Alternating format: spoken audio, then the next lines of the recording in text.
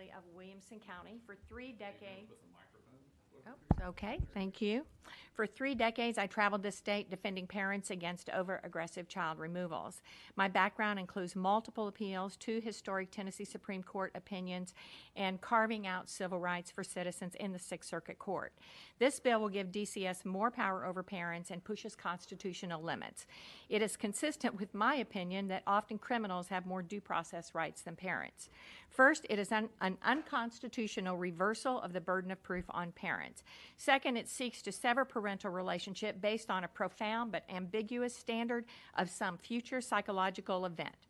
1, it reverses the burden of proof in an action against parents, saying that the court must find that a parent can be excluded by clear and convincing evidence before a parent can have access to their child after a finding of severe abuse. To you, severe abuse may sound devastating. However, an accidental injury causing a fractured bone could be taken as severe abuse. This bill means that a parent must prove they are innocent.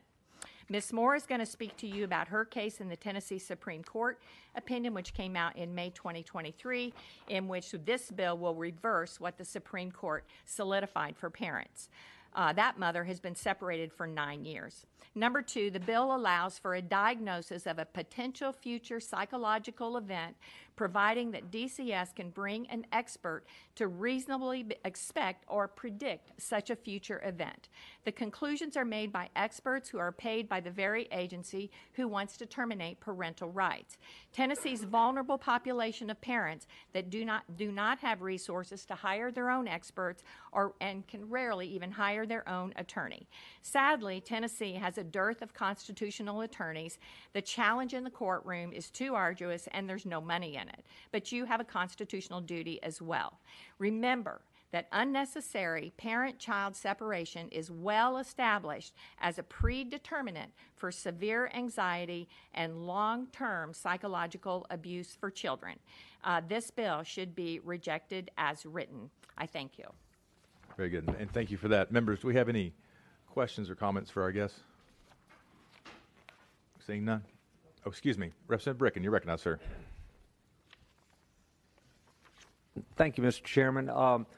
You know, there's probably a little truth to your statements. Certainly, government-granted power seems to overstep their hand too often, and that does scare me. And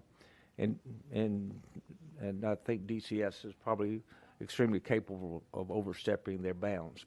But is there anything in this bill that you can get behind, or is there pieces that could just be modified that you could get comfortable with? Yes, Ms. Greeley, you're recognized. Thank you for asking that. Yes, I think, and 3 times in the bill it says that the court has to, by clear and convincing evidence, exclude a parent or anybody as a perpetrator.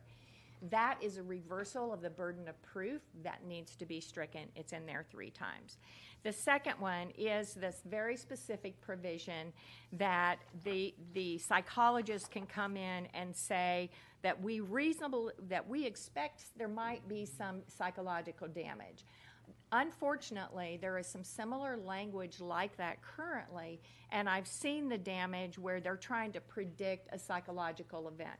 So unless they specifically articulate the factual basis which would lead, and there's some scientific evidence to show that it's going to result in that psychological event, then it might be able to be supported. But as it's written, it's merely somebody can just come in and give a mental health opinion or a psychological opinion.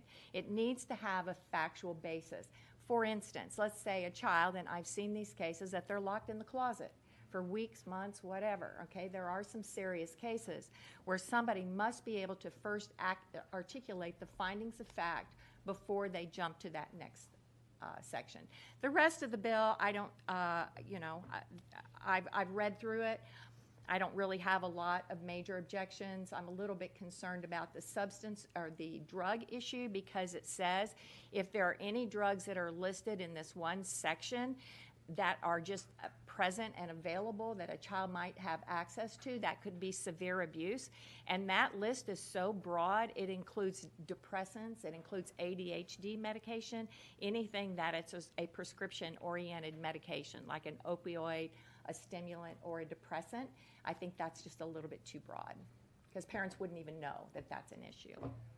Representative Bricken, any follow-up? No, thank you for the explanation. Very good. Certainly. Members?